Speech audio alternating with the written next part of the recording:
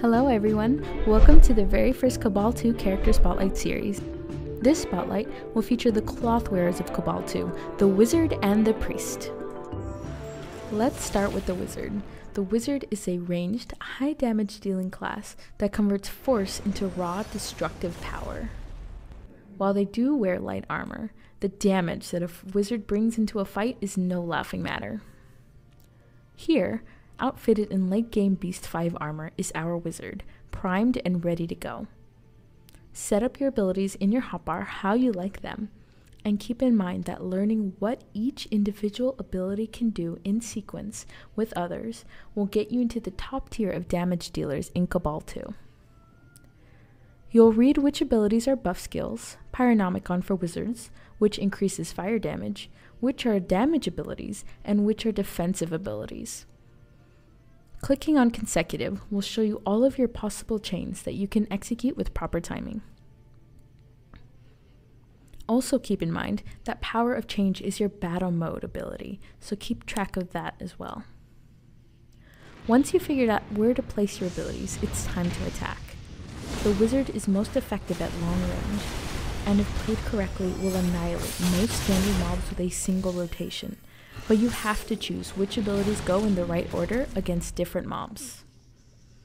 Now, remember, as a wizard, your goal is to stay on the move, combo or no combo, stay out of reach. With this chain, I start off with Ice Lance, a consecutive ability that slows the enemy target on hit. This buys me more time to land more abilities to kill the enemy before he can even touch me. With a range class, starting off with your CC abilities can usually get you into a position where the enemy can't reach you without taking 5 or 6 fireballs to the face. You don't always have to use the same abilities in order to get those kiting results. Using Frostfire, an immensely satisfying ability to use, does about the same amount of damage as 2 consecutive hits of Fireball, with the offset of a longer cooldown. So don't feel like you're confined to only using 2 ability chains. Another thing to consider is your dot, or damage over time, called burning, which will make sure your enemies are constantly taking damage even if you're running around, so always make sure to place that on your target, preferably sooner than later to really take advantage of the skill. Use meditation to get your mana quickly, and that comes in handy during a prolonged fight. Now, keeping away from enemies is a must for wizards, so take advantage of the global skill Dash and the wizard-only ability Blink, which will, combined, get you to a safe distance away from any enemy if used properly. But getting used to your abilities and how they work will essentially guarantee you a kill if you keep a safe distance.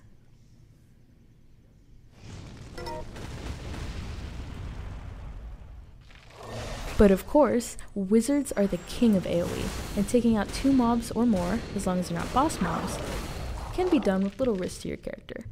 Using Pillar of Flame, then using my Root Ice Torrent, followed by Blizzard, just got me 2 easy kills without skipping a beat. Now, we wouldn't leave your wizard completely defenseless in a fight, so make sure you're aware of your defensive skills. Picking up a mob accidentally or waiting for backup is an excellent time to take advantage of your Frozen Tomb, which seals you in a case of ice, making you immune to all damage. And once it's over, root one array, and then finish off that enemy in retaliation.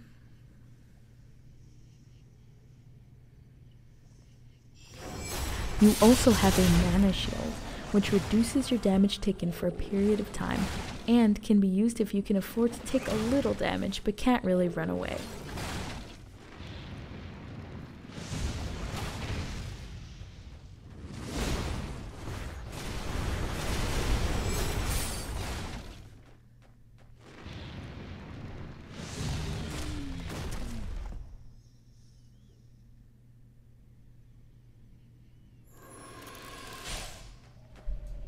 And then there's Deep Freeze, that does nothing to you but will make an enemy trapped in ice, incapacitating him, while you scoot around him in safety.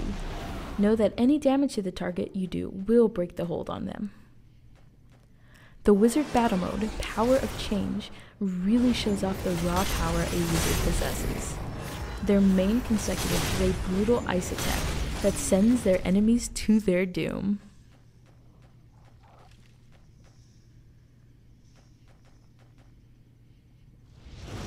Their AoE is a fiery show of power, capable of destroying many enemies at once.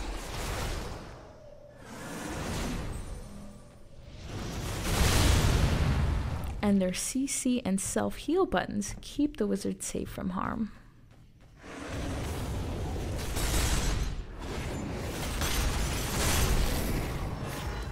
Their nuke ability combines both fire and ice to completely annihilate their opponents, and becomes a force to be reckoned with. It's entirely addicting to use. And now we're with the Priest, the essential healer of Cabal 2. The Priest utilizes force to bring life into her allies and harm her enemies. The Priest is the second cloth wearer that is mostly a healer, but still brings some damage that is basically reverse healing. No, really, she harms her enemies with the power of healing. It's a thing.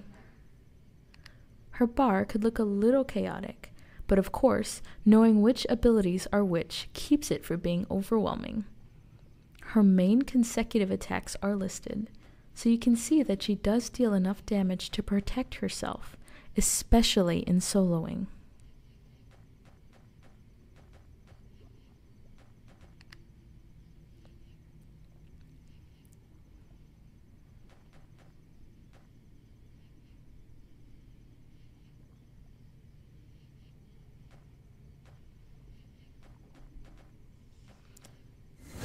Her slow is Entangling Revenge, which slows her enemy, which allows you to use her God, Seed of Purification, then use her main damage ability, Divine Light, a spell, not a heal damage. Again, it's a thing. She also has a channel spell, Cleansing Touch, that deals significant damage to the enemy, priming them for good old slow and some more Divine Light. She also has Holy Strike, which gives her a quick burst of damage that can be used in kiting and setting up an enemy for a rotation of damage, but can get you hurt if you're not a safe distance away while using it.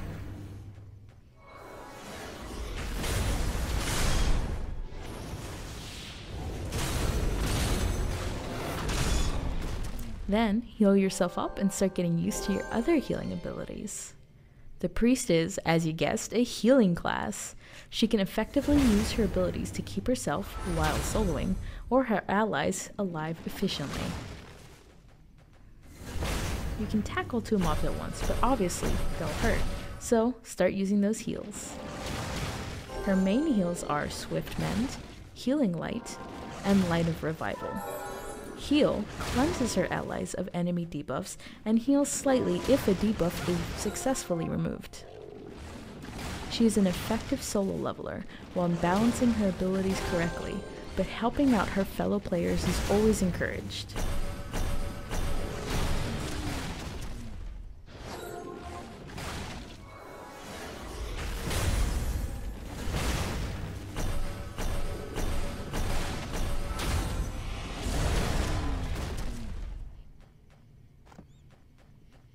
Her other heals, which can't be spammed and must be used properly, is Desperate Prayer, which is essentially a nuke heal with a long cooldown, used in emergencies, and Divine Plea, which is a channeled heal that heals all group members in that area. The Priest can also toggle between 3 elemental resistance auras and has a group buff, Divine Spirit, that buffs mana regen. Repentance allows the Priest to be safe from harm for a limited amount of time, which could save her life if she's being targeted by a strong enemy mob, or if she just needs to buy more time before finishing that enemy off.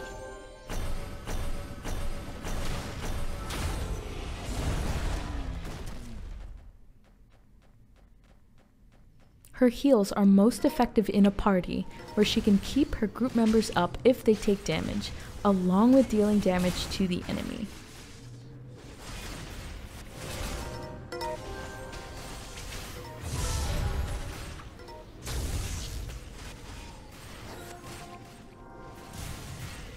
The Priest battle mode, while being one of the prettier ones out there, is incredibly useful in keeping her teammates alive in a time of crisis. She has 2 damage abilities that will keep her enemies down and provide some utility to the Priest if her allies are not near.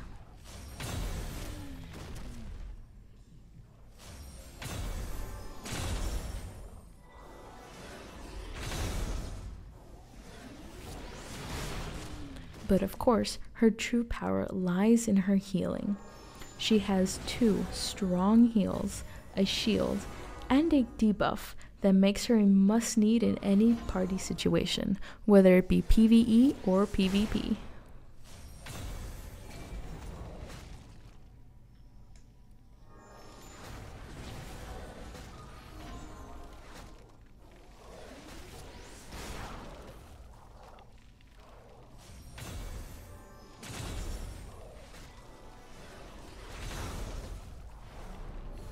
Both classes bring their own unique kit into the battlefield, and both are needed to conquer these lands. Make sure to tune in next time as I cover the leather wearers of Cabal 2, the Force Archer and the Force Blader. I am GM Icy, and thank you all for watching.